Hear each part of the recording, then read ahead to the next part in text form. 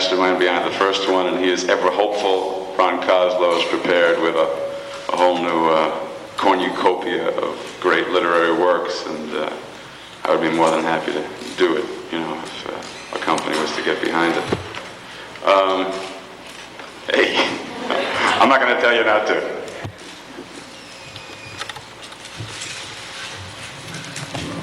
I have a question for both you and Mr. Dotrice.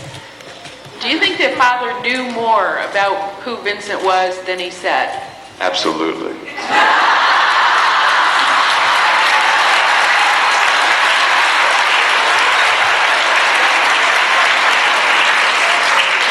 Roy, you want to disagree with me on that?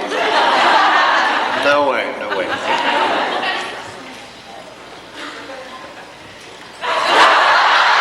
No, I was thinking, because I was so moved by what that lady said, the previous speaker, and I suppose it reflected back to what I said at the beginning of my chat about people and how they'd written to me, and that's what I felt most when the series was cancelled. I felt a tremendous sense of anger at the networks and terrible frustration, because I knew there were so many people out there that had accepted us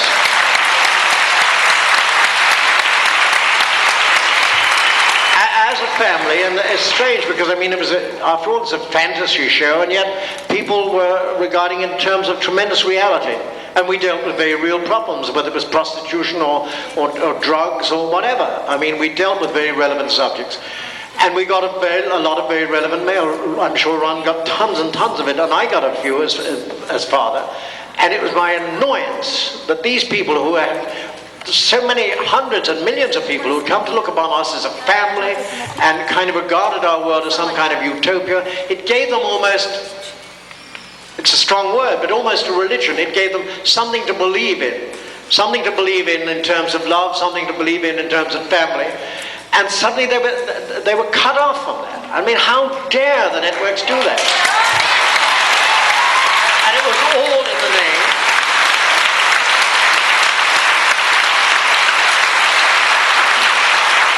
It was all in the name of Nielsen ratings. When I was a prisoner of war in the war, I was kept going because I was with some Canadians, God bless them, and they used to get Nielsen's chocolate. And I love the name of Nielsen, and now I hate the name of it.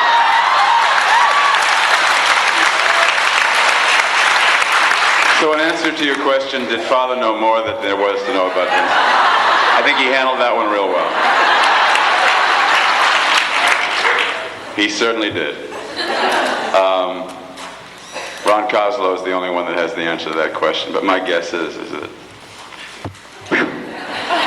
if those tunnel walls could talk.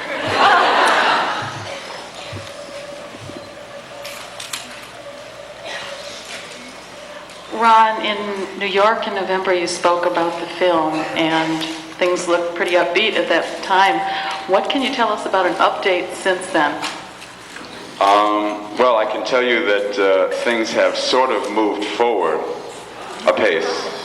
That all of the writers have gotten together and begun brainstorming, if there was a film, what the film would be about, what worlds would it encompass, and all of those things. When all those writers get together, there's generally no agreement about anything. So they were asking for trouble. But the spirit is still very much willing, and of course the various and sundry machinations that occur in the world of showbiz, with those in mind. It's anybody's guess as to how it'll all turn out. But we all still want to do a film. I always felt as though the cinematography and stuff lent itself to something bigger than the small screen. And this would be the icing on the cake.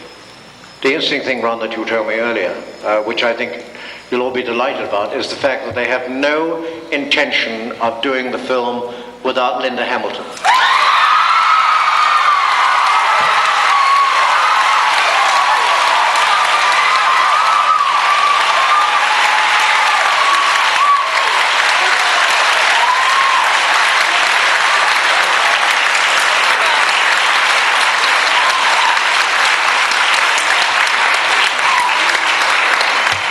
So much for Hollywood secrets.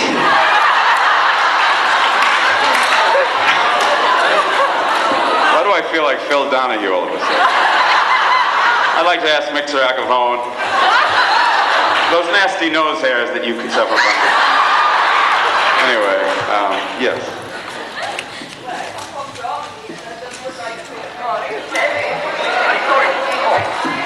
I come from Germany, and I would like to tell you, that we have to know that, and I would like to tell you. Well, thank you very much. Thank you, Germany. Thank you for coming all this way.